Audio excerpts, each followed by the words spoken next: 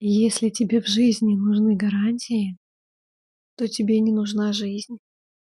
Ты хочешь репетировать по заранее написанному сценарию. По своей природе жизнь не может иметь гарантий, иначе весь ее смысл будет искажен.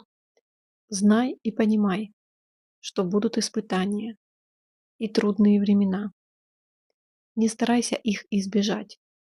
С готовностью принимай их, с благодарностью. Воспринимай как великие дары от Вселенной, от Бога, от Источника, как великолепные возможности исполнить то, для чего ты вступил в саму жизнь.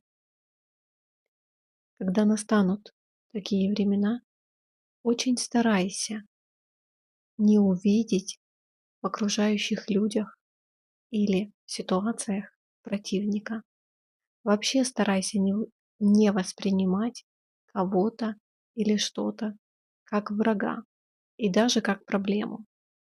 Развивай способность воспринимать все проблемы как помощника к раскрытию твоего собственного потенциала.